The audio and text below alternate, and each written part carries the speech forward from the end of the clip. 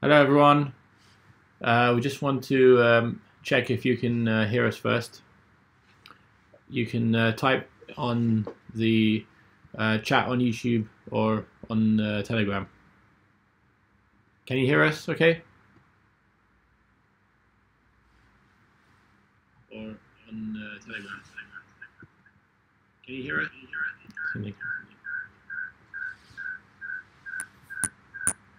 Hello? Yes, fine. We've got one message there. Alright. That's quite bad feedback. Sorry, let's just go to the feedback. Yes, fine. We've got one message there. We can't mute this one.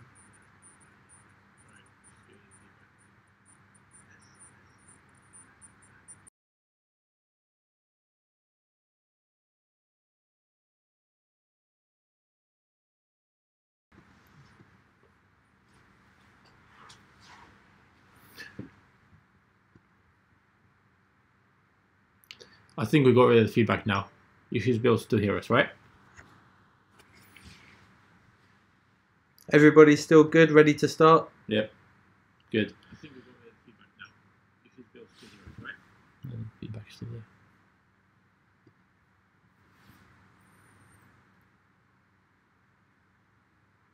Okay, great.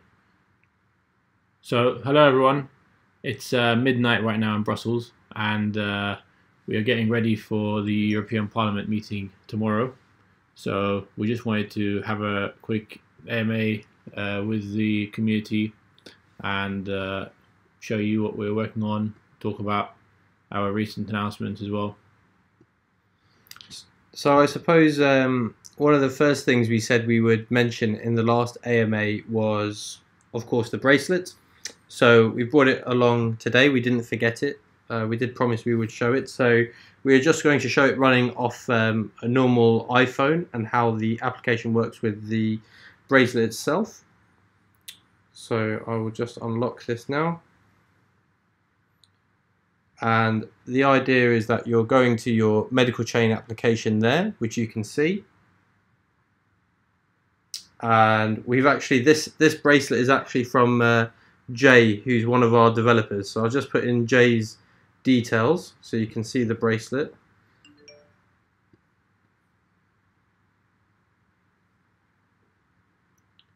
You're logging in. Yeah, I'm just logging in now. Great. So you get a login screen like such. You log in, the application will give you a welcome screen. This is where you can edit any of your details if you wanted to edit them. And then, as I say, we've already preloaded this phone to have Jay, who's one of our engineers, and it's got me already as one of the doctors who has been connected to his bracelet before. Now on the application, there's a button which says Add Bracelet. So if we click on Add Bracelet, it's saying ready to scan bracelet, and if I put the bracelet on, it's now scanned and connected with the NFC technology of the phone and the bracelet together. Now if I log out of the application, and now I'm coming back in as myself, so this is my login as the doctor, and I'm logging in now as me. So this will be what our beta looks like, if you will. So this is me as the doctor, and there should be a long list of patients that I'm connected to at the moment. So obviously I'm not connected to anyone. Now one of the buttons here says scan patient bracelet. So I click on that, and I have the patient in front of me, for example. The patient will come and I'll scan on the bracelet, and then now this patient and my access to that patient's records are now connected to each other. On Jay's records, we'll now have a link between himself, his medical records, and myself as his practitioner. Whenever Jay wants to disconnect that connection, he can revoke access to his records. So as the doctor, if I'm no longer seeing him as my patient, I no longer have access to Jay's records. And that's how this bracelet works and how it works with our application. As we've said before, this is not the way we want the bracelet to look. We want it to look prettier than this, and ideally people won't even need to purchase a bracelet. We're already working with Apple Health, and we're hoping to have the technology in other wearable devices as well. Cool. So, shall we talk about what we're here to do and what's happening tomorrow? Yeah, of course. of course. Oh, go ahead then. You can see the pressure's always on me, guys. So tomorrow we're talking at the European Commission. This is the second time that I'm invited to the European Commission. The first time was to talk about decentralized ledgers and the way that the European Commission are putting a resolution together. And with our input and our advice, as well as other blockchain companies and experts, they're putting the resolution together. It's in draft format. It's not something that we have access to share with the community. And even if we had access to it, I don't think we would be allowed to share it because it's only in draft format. In the summer, they are planning to vote in the European Parliament what the resolution will be regarding decentralized technologies. And in terms of tomorrow, well, in the next 9 hours, we've been invited by one of the organizations there as a closed think tank as one of the leading healthcare companies or forward-thinking healthcare companies in Europe. We've been asked to come along to this presentation with other companies and to talk about where we think healthcare is going in the future. I think for our community out there, the people that have joined us from Telegram or Facebook or Twitter, or who have seen us presenting on the road, will know what our vision of health for the future is. I think it's been well documented what we're trying to achieve. We think there's a strong appetite there, not just for people interested in Medicalchain, but I think if you talk to anybody of any age, with any condition, even if you're fit and well, or you suffer with chronic conditions, you will have a relative or a child or a family member that you think, oh, this could actually really benefit. So it's something that we're going to keep banging on about and keep promoting. And being invited to the European Commission tomorrow, of course, is a great honor for us. We're very humbled by it. But it's not where we stop. We've got another presentation with Natalie Furness, our communications director, who's Tomorrow at the same time as well. tomorrow doing a presentation herself, which you can see on our events page on the Medicalchain website, on the events page there. And then on Saturday, we've been invited to the Student MedTech Conference in London on King's College campus there. We'll be with DeepMind, as well as IBM and Windows as well. So all of these events and all of these invitations are very humbling for us, and we keep going there, saying what we're saying, promoting what we're promoting, and we hope that as a community you can always join us, so you can meet us face to face. It's always great for us to meet you, and the idea is that the more people that hear about us, the more connections we make, and the greater change in a quicker and more efficient way we can go about doing that. And of course, it's not just connections and meetups. We've also got a growing team in the office of engineers and UX people, health, medical consultants, medical advisors, health informatics people. We have all sorts of people that are joining the team at the moment. We have a pipeline. We've got about 5-6 people joining us right now every month. So the team is growing fast. We haven't even updated our website with these people that have joined us yet. We need to do that soon. I think there might be a point where we need to remove the team members off the website, because it gets to the point where you can't just list everybody. So many ICOs are contacting our team members, asking them to be advisors, and then we've got recruiters contacting them, trying to poach them so they can go work for other blockchain-related companies. So have you been asked to be an advisor yet? Yeah. Every day on LinkedIn, but not advising anyone because the projects. Well, first, we haven't got time at all, and secondly, it's really hard to put your name on a project that you don't necessarily believe in or founded from the beginning. So, but we've seen others go and advise like 10-15 projects and probably make a lot of money out of it as well.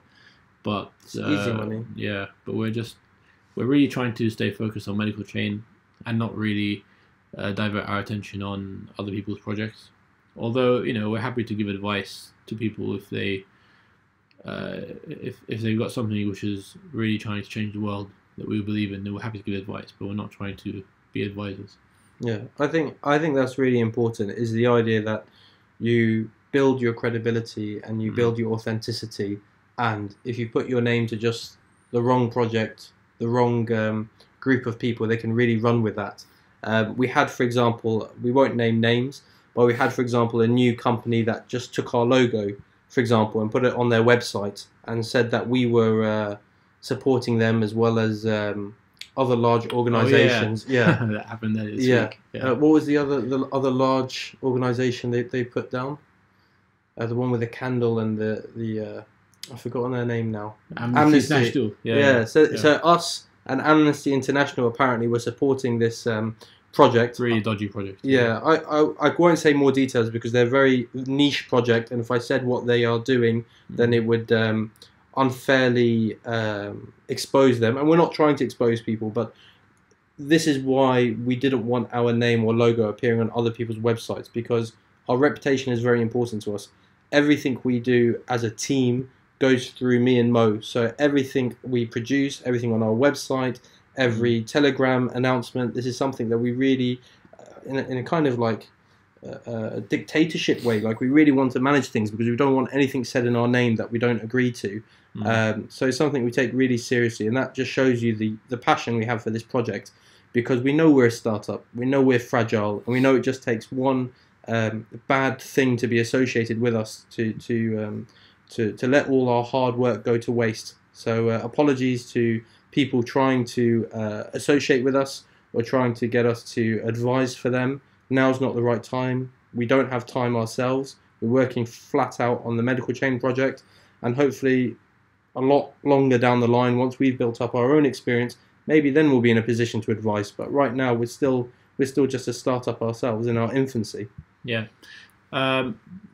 Probably should give you some updates on various things. So we announced last week we announced the pilot, and we got some really good coverage on that as well. We had a nice article about us on Cointelegraph.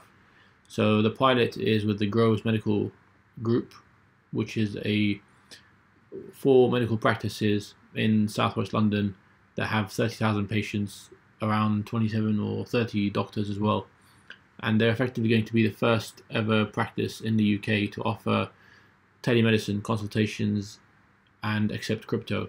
So they've actually agreed to use Medicalchain apps, and I say apps because there are several coming specifically for this pilot.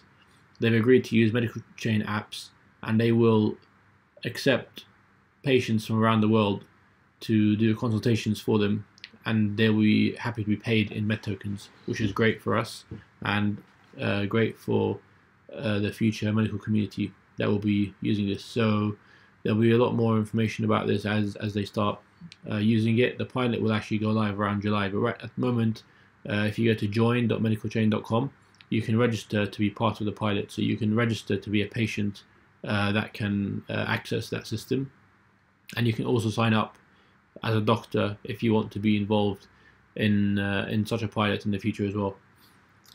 Shout out to Keith Waring always, because he covered the announcement by ourselves, and it's great to have support from the community, because again, we want people to believe in the project. We want to show that we can deliver on the project, and it's only by support by influencers such as Keith, who have got people supporting him and following him, that we can get our word out. And same to the people watching this AMA, whether you're watching it now live or you're watching it at a more sensible hour, because I realise it's midnight here in Brussels, so it's probably around this time around Europe as well.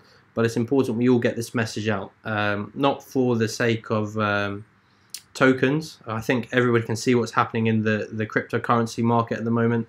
Everything is down, but more for the sake of just trying to encourage people to take note of this project. You never know whose ears it might fall upon and what difference we can make to those people. Yep, indeed. So keep your questions, or if you have any questions, send them to us. There aren't a lot of people online at the moment because it is quite late in Europe and probably really early in Asia as well. So, well, about the crypto market, what's going on with that? Forget Medicalchain for a second. How's your cryptocurrency portfolio holding up? I haven't got a cryptocurrency. You haven't got a crypto. What are you talking about? Yeah.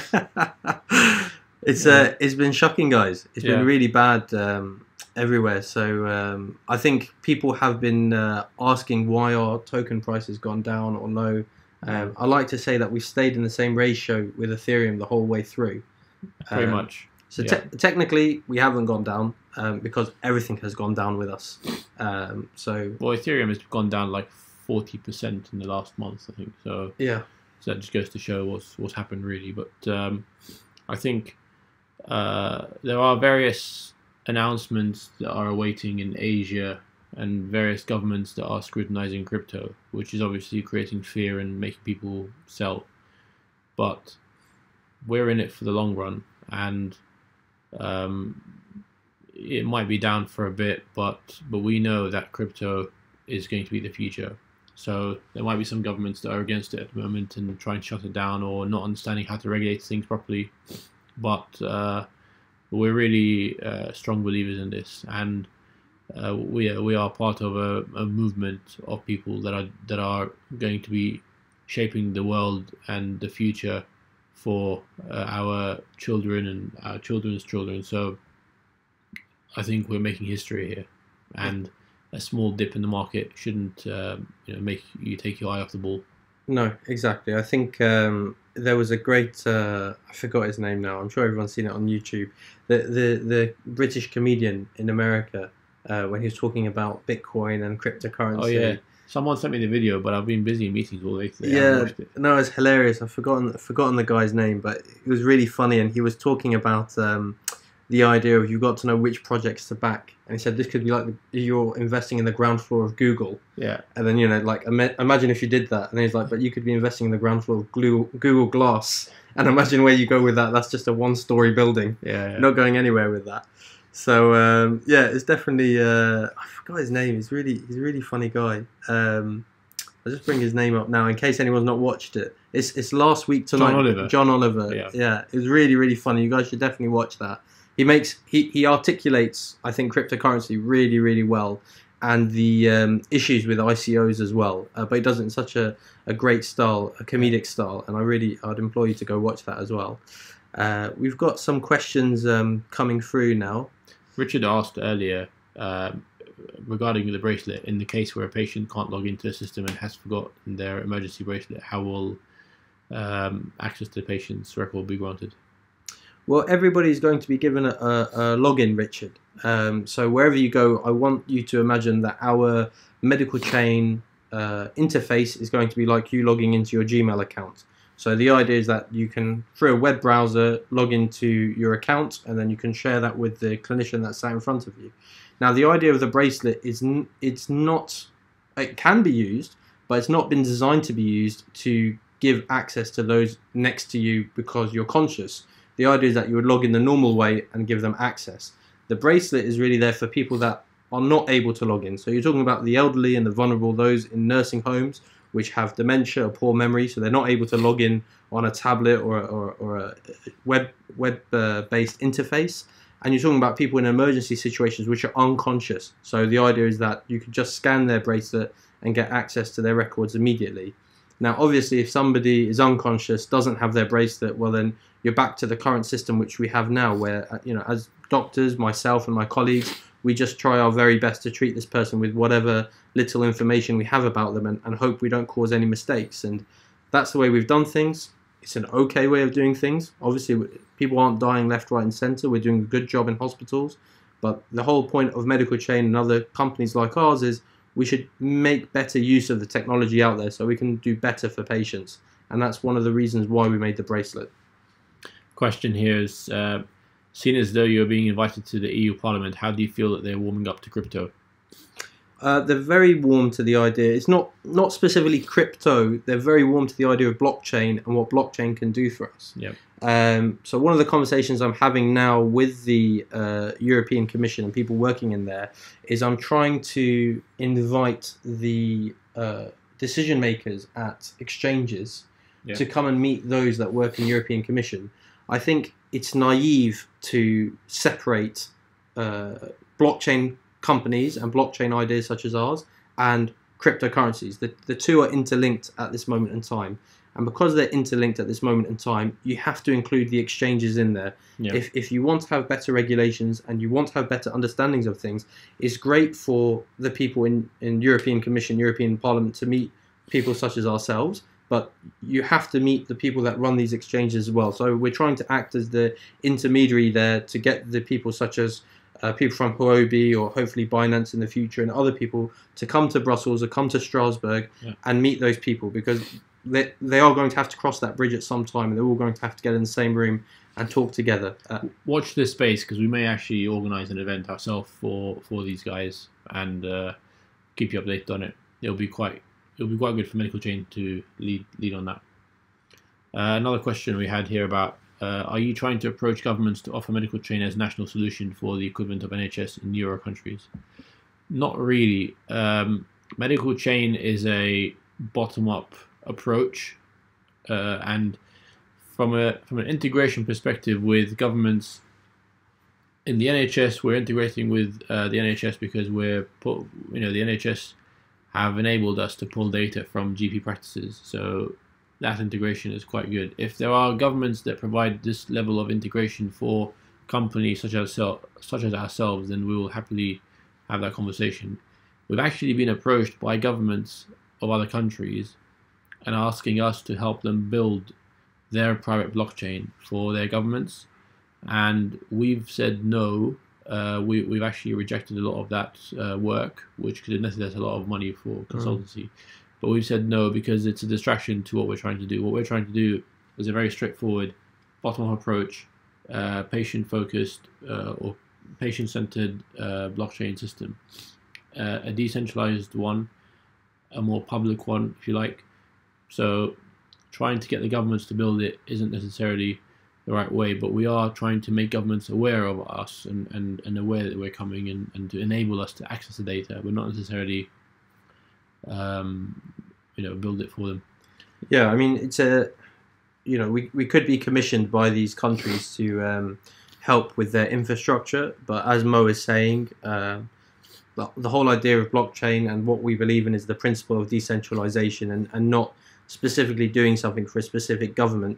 Government has to be involved. This is not an overnight thing. This is something that's going to progress slowly, and in lots of good ways, such as in the UK where we're from. It's great that the government is maintaining the free healthcare that we have in our country. Yeah. The issue of involving certain countries is their requirements is they want a closed private blockchain, which goes against the principle of what we're trying to build here. We want different nodes around the world to all be connected to each other. We don't just want specific nodes in a closed off-network circuit where the nodes are just in that specific country. So hopefully in further conversations with them, we can try to get our idea across to them. We've got a few more questions here. How have you found starting your own company? Is this your first time? First time for me. So this is why we're a good team, I suppose. So my background is I'm a doctor, and my specialty is not business. It hasn't been in the past, but I've had the pleasure and the opportunity of working with Mo, and together we've had this great combination of forming this company, and I've taken on my role as CEO and Mo's taken on his role as COO, and I think we've so far all the targets we've hit, we've hit, and we've been successful. We set ourselves a target at ICO, we reached that successfully. We set ourselves a pre-sale roadshow. We were very active in that. We set ourselves a post-ICO roadshow. We've been very active in that. We set ourselves targets of the team and the size of the team and the skills that we were going to have in that team going forwards, and we've met those targets. So I think, yes, first company, great experience, going from strength to strength, and nothing is perfect, but so far we've been very blessed. But now it's all about the delivery, really. Yeah. So a lot of people congratulate us about having raised all the money, and we say, look, congratulate us once we've delivered on our services and products. So keep watching this space, and hopefully you'll hear more interesting deliveries from us. The NHS is very slow and don't like change. So do you think it will take a long time before NHS adopt blockchain? So the NHS are already looking at blockchain technologies. NHS Digital specifically have been doing this for a while now. They're looking at it more from a perspective of where they're sourcing, for example, medications from. They're looking at more from a sense of how do they manage their own data sets in terms of Did a carer turn up? Has a cleaner cleaned a specific room? How are they going to note this all down on the blockchain? I don't think they've looked at it from the perspective that we're doing it from, and certainly to get our project running through the whole country nationally, supplying 60 to 70 million people is years off. That's for sure. But you know, we only finished our ICO in February, and we've just entered March, and we're already doing a large pilot with a large NHS organisation in South London. So there are people in the NHS that are forward thinking. There are people in the NHS that do want to adopt this project, and it's only by making these small steps and these small progressive steps are we going to finally then reach, from a bottom-up approach, as Mo said earlier, we're going to actually reach the decision makers and actually make a difference there in the NHS eventually, we hope. And you have to think, the NHS isn't one single organisation. It's, I don't want to say decentralised, but they're more probably distributed, right? So there's lots of different trusts around the country that call themselves the NHS. And within those trusts, there's different levels of thinking. So they use different IT systems to perform the same tasks. They use different information structures. They have different rules and policies from hospital to hospital. So they're not, you know, although they carry the same name, they're not really the same franchise, and they do work differently. And you will meet people in the NHS who are strong believers and supporters of blockchain, and some that are skeptics and not interested in having that conversation. So our job really is to find those that are strong believers, strong supporters, get them on board, and then eventually we'll win. So what have we got? Could you give us a closer look at the bracelet? We've already done that at the beginning of the video, so if you see it there. Yeah, if you didn't get to see it, then just after this AMA, you should be able to replay it back and you'll be able to watch it. Okay, so do you plan to integrate referral systems to help case management departments with referrals like home health, skilled nursing facilities, or assisted facilities? I think it's a potential project we can get involved in the future. It's certainly not something we're focusing our resources on at the moment, so we have to be very targeted in what we're trying to achieve. That kind of system does need to be incorporated. So for example, Mo, when people are coming to referral homes, or somebody's coming to take care of somebody elderly or vulnerable, it'd be great if you imagine like the bracelet. It'd be great if the carer could come in, clock in, and say, look, I'm actually here with this vulnerable person to help them, and we could have that all recorded on the blockchain of who was where, when, and looking after who. Yeah. But you know, we can't solve all the problems in healthcare. We've got to specifically target the one that we're after first and foremost. Yeah, and these are all modular things that you can add later on. I mean, we get asked the same thing about, are we going to be able to cover dentistry in this? And we've said both our wives are dentists, and we'd love to get involved in dentistry, but healthcare is so big, and we don't want to divert the attention so much across these different fields within healthcare. So let's start with the health records and solve that, and solve some other basic functions, and we will of course try to go to all these different areas in healthcare. Question from Roman: genomic and personalized pharmacy medical chain capabilities could work together. What's your opinion about future of personalized medicine? I think that one's for you, really. It's a contentious one. It's a difficult one. I think it's, at the moment, it's over promising and under delivering on what they're trying to say it can do. So for people that are not aware of what Roman is asking here, this is the idea that because we have your genetics, because we've swabbed the inside of your mouth and now have your DNA, you know, amoxicillin, for example, a specific kind of antibiotic, would work for Roman quite well. But if I checked the DNA of, for example, Ghulam, it turns out doxycycline would be better for Ghulam for a chest infection, and so on and so on and so on. And the idea that you can really personalize the healthcare, you can say, I know what medicines will work for you, I know what kind of exercise regime would work for you. I think it's potential, but from the evidence I've read, and I've read a lot of medical papers, so this is not to do with ICOs and business and all this stuff. This is purely medical research. I've not seen anything convincing yet. I think there's lots of hard work being done in the field at the moment. Once it starts proving itself, by all means, with something we'd like to incorporate. I know we've looked at genomic testing to be added into Medicalchain, Yeah. and we could certainly do that for very,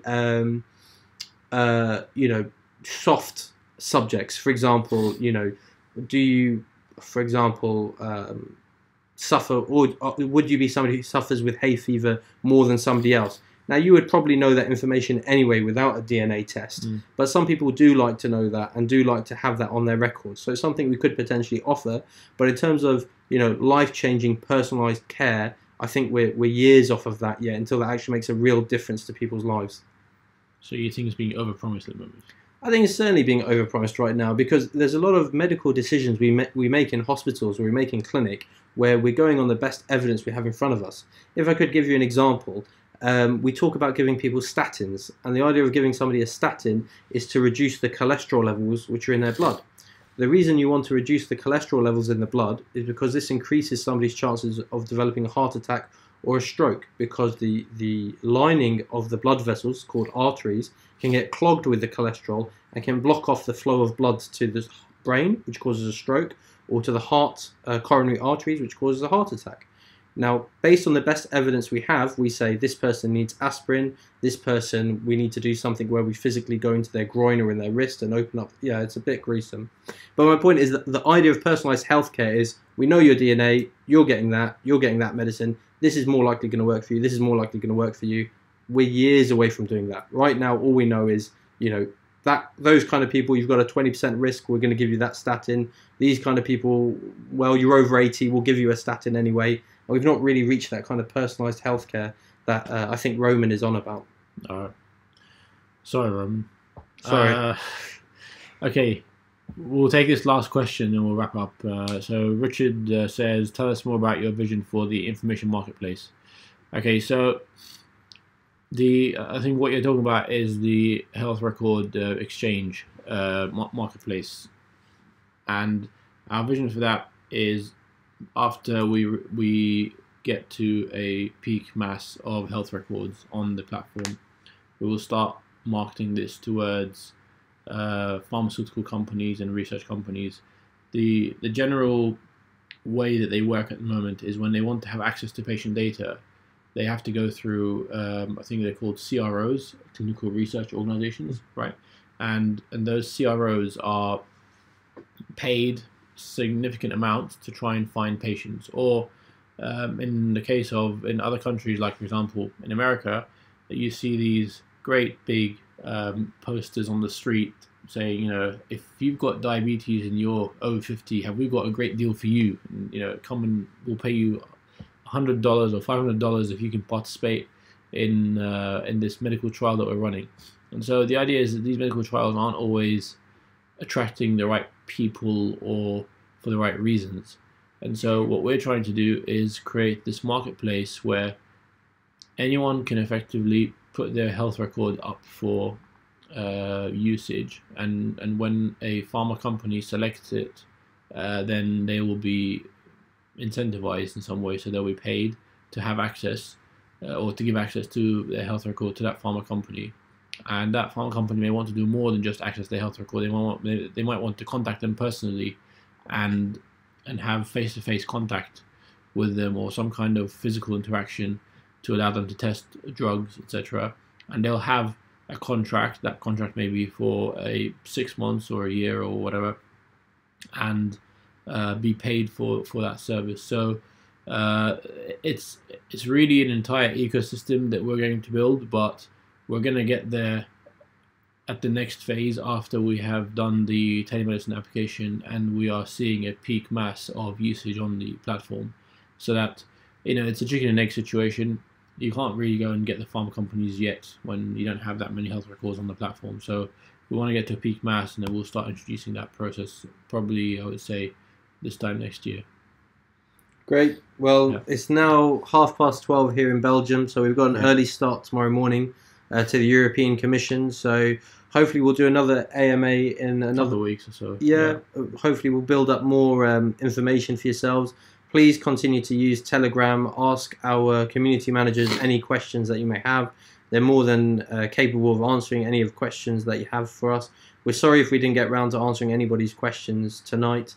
But there'll be another AMA in a few weeks' time where we can update you on what we've been up to, what other tours we have around the world coming up, and any other updates regarding exchanges, token price, and the other things that I know you guys are interested in. Thank you very much for all your support and for those who stayed up late as well to watch this AMA. So see you guys again soon.